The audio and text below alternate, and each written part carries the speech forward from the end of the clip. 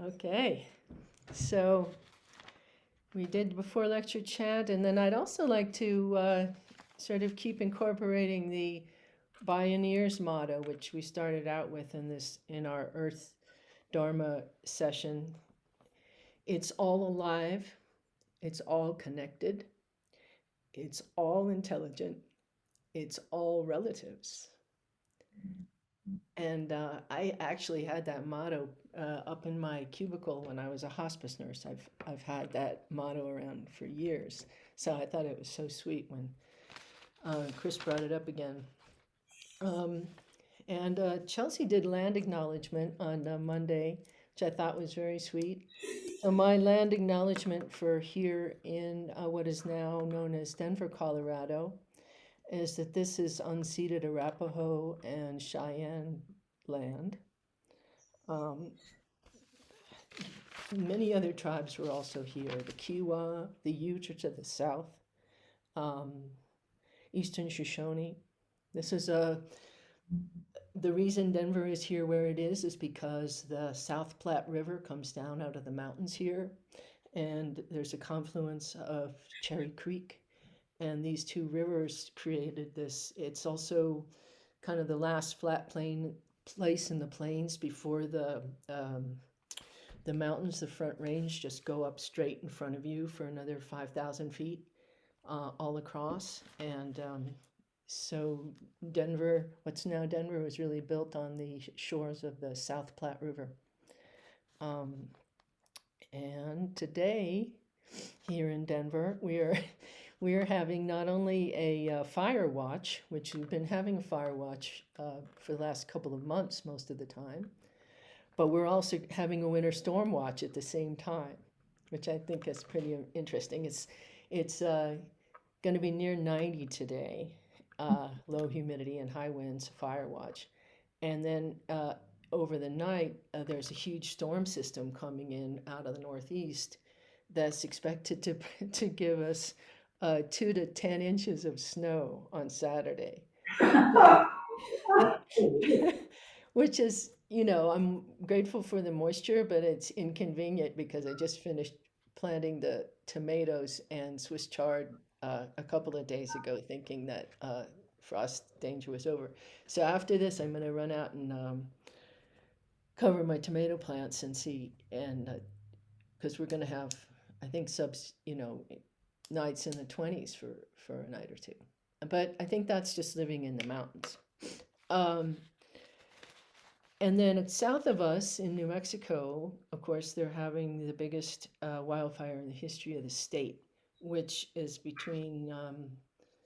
it's east of Santa Fe, between Santa Fe and Las Vegas, New Mexico.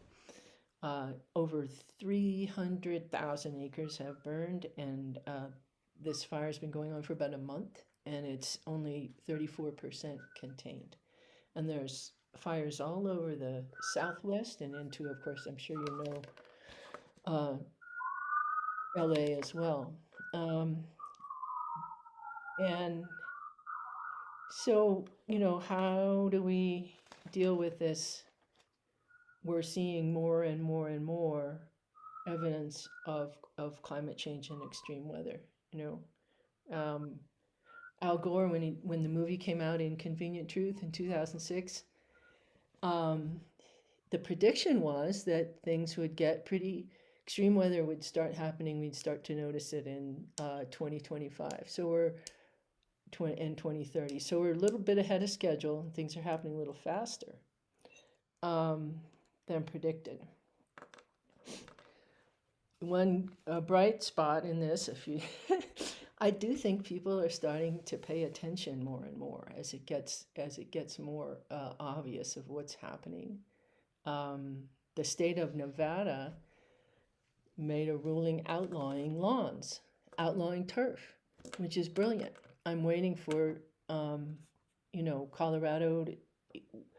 It's insane the amount of water and pesticides and everything else that go into keeping these perfect lawns that everybody loves so much. Um, is just not tenable. It's just not tenable anymore.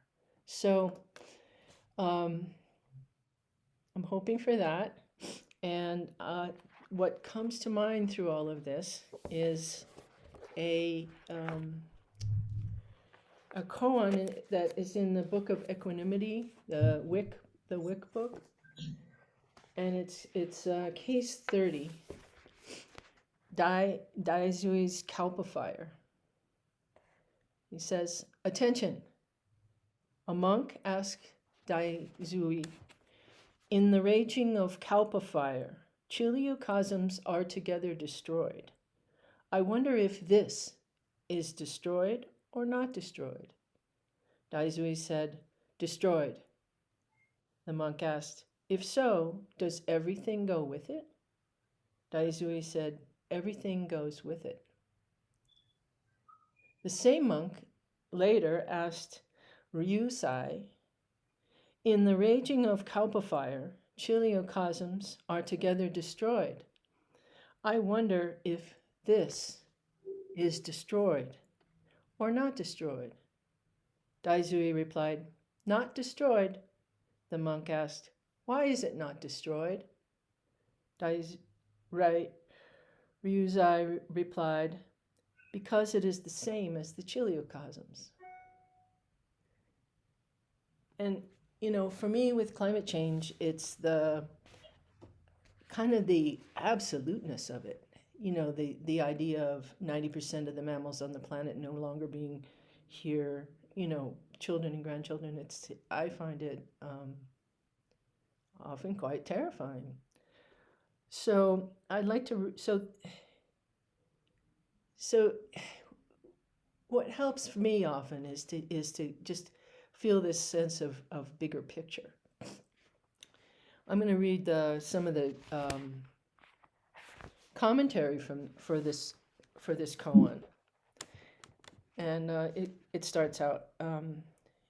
Buddhist terminology, the kalpa is a vast period of time, and we know this. It's like, what's the quickest one? Kalpa is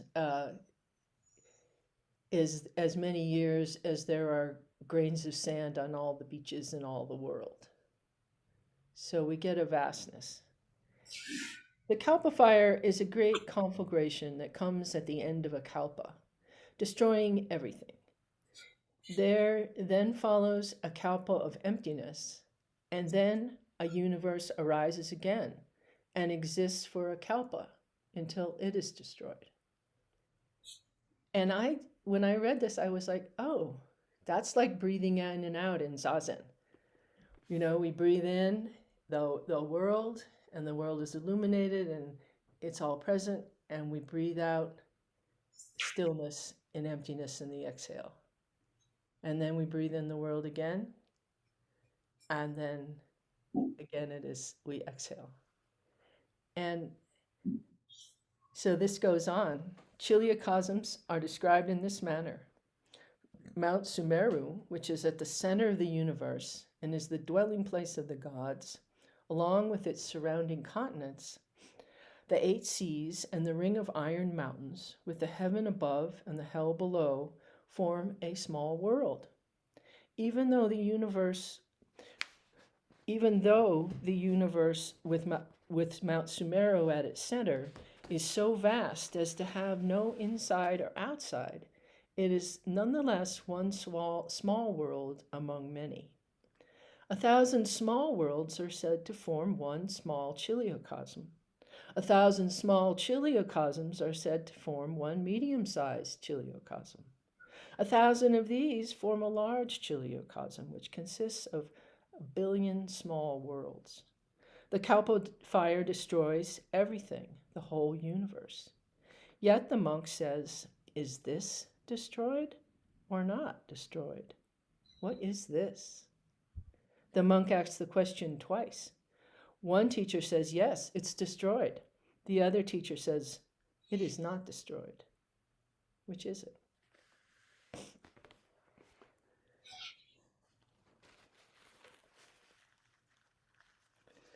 The Buddha's birth legend holds that when the Buddha was born, he stood up and walked immediately. He pointed one hand to the heavens and one hand to earth and exclaimed, above heaven and below earth, I alone am the honored one. According to this legend, his words reached to the farthest end of the Chiliocosm, and all living beings rejoiced, realizing that they too were destined to be Buddhas. Is this Chiliocosm destroyed or not? Not long ago, I read this newspaper headline: After father's death, Chopra ponders the impermanence of life.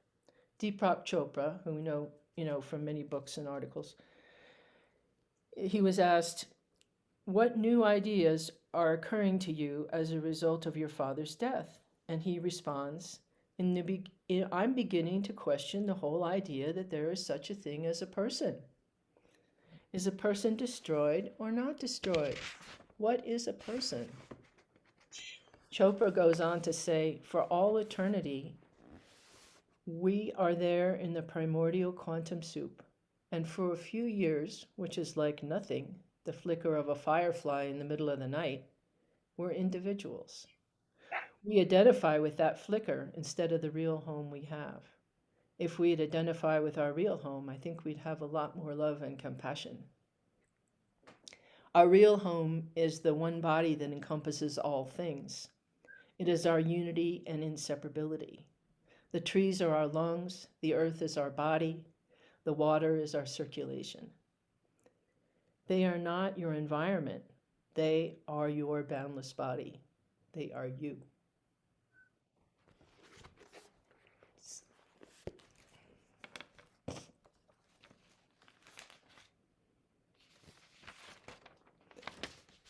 Eckhart Tolle says, "You are the universe being human."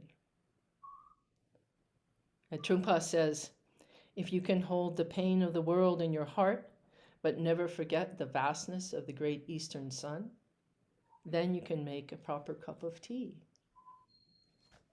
What is the vastness of the great eastern sun?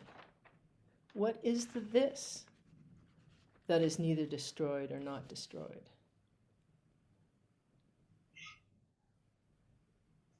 Is it experiencing the stillness in our exhale?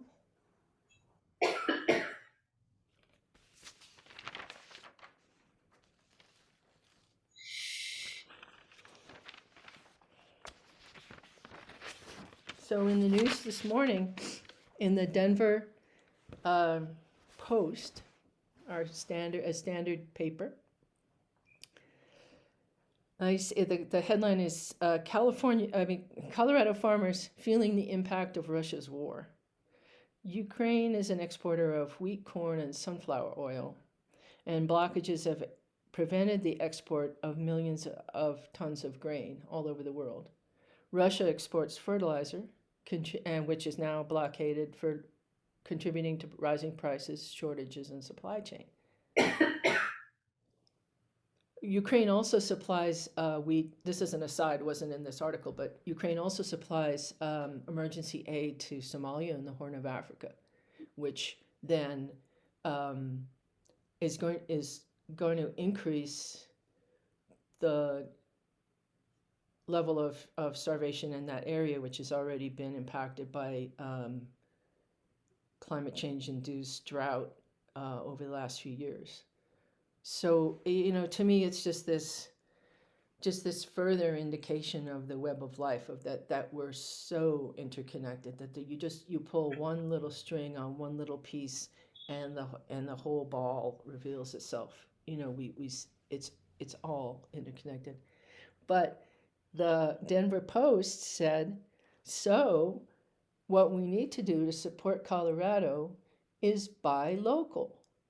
And I think this is an amazing concept, something that we've been touting for the last, 50 years or something like that. And so it is, in a way, encouraging that that these kinds of things are happening, that they're saying, okay, we're not going to water we're not going to have sod anymore. We're not going to have lawns that take up so much water and make so much pollution. And we should buy local because of world events. I mean, it's all good. And Another thing, another article that I read is a online paper, Indian Country Today. In a recent article, they were talking about northern Wisconsin and the pipeline 5 that's been going through. It's built a long time ago. I was surprised at how long that pipeline has been going through tribal land, almost 70 years. And numbers of spills and leaks and environmental degradation. And as our indigenous people are having, more power in this country now, especially, Deb Haaland is now Secretary of Interior. She's Laguna Pueblo. There and learning that we can use the existing laws to bring forth the rights of nature. And so this pipeline has gone through what's called Bad River. And the article brought up the fact, well, Bad River, I can't pronounce the native name, but originally it was named Medicine River. A little different than Bad River. And they describe the feeling of the Ojibwe for this river. This river has an abiding, irremovable quality of the Ojibwe people, central to their worldview and spirituality, an example of the sustainable connection with traditional foods and ways. More than a geography, this river and land represents the Ojibwe blood memory. And I just think that is so beautiful. I think it is so beautiful.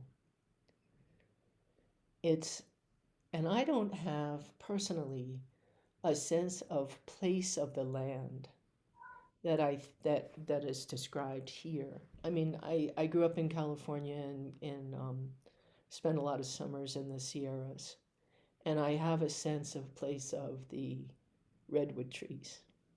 I would put my back against a redwood tree and feel it grow, and feel its power, hers, theirs. And I think this is what, I know that in listening to Gretchen talk about going out to photograph wildflowers, I think that you, Gretchen, probably have a sense of connection to the land where you live, because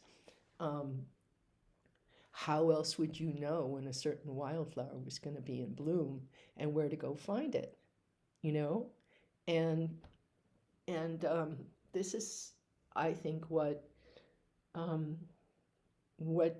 the arrows are pointing back to coming back to. Here's another little quote.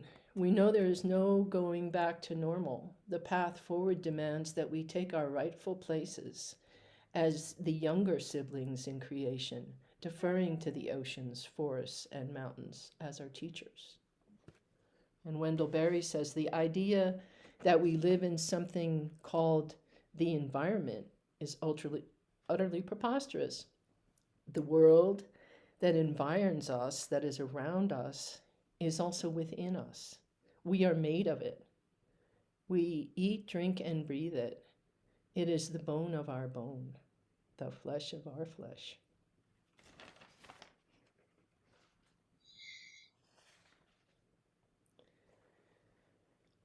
So we are the universe being human, have the responsibility to stand up to protect the rights of nature. And, if corporations can have personhood and have rights in our legal system, then people are coming and saying, well, then rivers and mountains and the natural world have rights, and we have responsibilities toward them, which is such a turn from The doctrine of discovery that we as humans have dominion over everything and get to use it for our ends. It is, it's a really a shift. Um, yeah. So what do I do about it all? Um, I write my senators and representatives and call Congress and then ask them to please pass the climate change solution laws that were promised, and to stick to the Paris Accords and the agreements that have been made globally. And I do think there's progress there. I do think that there are more and more agreements being made and more awareness. Whether we just I think I just have to rely on the wisdom of Gaia herself to and the fact that everything is so much bigger than we can even conceive of, uh, that we to look at it with curiosity instead of fear and anxiety. So so what do? I write my senators and I call and I donate to organizations that are doing good works, and um, I plant a garden. Gardening really sustains um, my life. Sitting on the ground just makes me feel so good. And I've been keeping bees these last couple of years.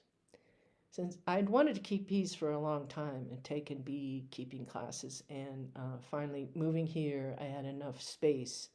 In Berkeley, I was so there was no place that wasn't 15 feet from somebody else, people that I felt like I could have a hive and have it and not feel worried about it. So here I started a beehive, and there's just so much to learn. It's just it's a fascinating hobby to have, and the first I think 2 to 3 years, I couldn't keep a hive alive through a whole season. I mean, it may be more difficult here because of the harsh winter and the fact that the temperature goes from, like today, it'll go from 90 and then Saturday it'll be 40. Um, but but I started learning about something called biodynamic beekeeping. Rudolf Steiner, Waldorf School. He wrote about beekeeping in the 1920s, and there are some folks in Virginia that have been working on it for a number of years. And the switch is, do we perceive the beehive as working for us, and how much honey we can get out of it, and how much bee pollen we can get, and what we can get from this thing? Or do we look at it from the point of view of bees are an endangered species and are in a in a crisis, and what can we do to support them? And it switches the equation. And a lot of times, when I say I'm keeping bees, and that's the first, people go, "Oh, you get a lot of honey? I'll buy some from you. You get a bunch." And I've been learning, well, the honey is the food that keeps the bees alive during the winter. And and so it switches to the important thing is to keep enough honey in the hive that they have food. And then I was also wrapping the hive to insulate it and keep them warmer, because the inside of the hive needs to be kept at 95 degrees for the queen to incubate the eggs for the new bees. Now in the winter, when they're not producing new bees, they can have it be a little colder, but it gets to be, minus, I mean, zero every now and then here. So um, they detach their wings from their back and shiver their bodies to create heat inside the hive. And then they do what penguins do, which is circulate this way, like the warm is in the middle, and the warmest ones gradually migrate out to the outside until they get too cold, and then they come back in to get warmed. So they're doing that while they're also shivering their bodies. When they get too hot, they go outside and fan their wings and cool the hive that way. So this year, after changing my style a little bit, I got a swarm. They swarmed, which they do in the spring when they're healthy and so full of bees and robust, which they were. And some people are afraid of swarms and think swarms shouldn't happen and we should manage it all. But this system is more like listen to the wisdom of the hive. The hive isn't she is an entity unto herself. She's not individual bees. And so she swarmed, and I went out in the morning and looked, and I see that the hive looks really kind of quiet. And then I hear this buzzing, and she'd swarmed into the rose bush in my garden so that I could get to it, and only about 7 or 8 feet in the air. And having, hoped that this was happen, I was about like 80% ready for it. And um, got my box. What you do is you get a box and you put it underneath where the main, the bees are swarming it's like a basketball all held together. There's just like a basketball size of bees all holding on to each other on this branch. You get the box and you go and shake the branch. They fall into the box and you put the lid on quick. and then and then you get your hive ready and you get them, and then you when the new hive is ready, then you go over and you pour most of the bees like right into the center of the hive, but you don't always get all of the bees. But then the amazing thing is if you put a board in front of the hive entrance and the rest of the bees shake them out on there, the bees that are in the hive will fan the pheromone saying, this is home, this is where we need to go. And the bees walk into the hive. Thousands of them, they just walk right in. And then you feed them and you take care of them. So then Tuesday I go out, and it was actually my granddaughter. She came in, she said, there are so many bees in the air, you better come out, Grandma.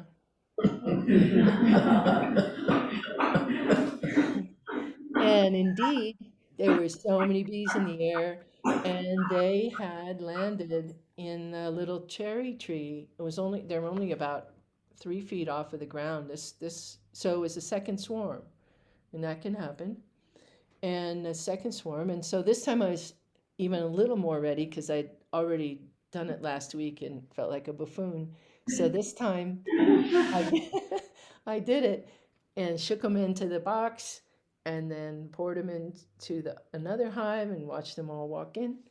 And so now I have 3 hives.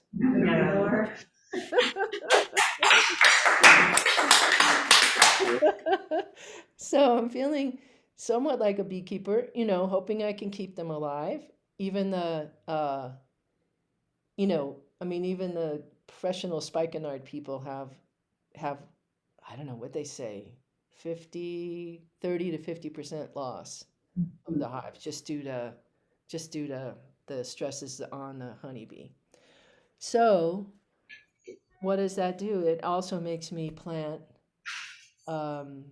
flowers for the bees and think about the native pollinators and think about not putting pesticides or herbicides I didn't do that anyway, but it's just another layer. It's like taking care of one thing, you realize how it's all connected to everything else again.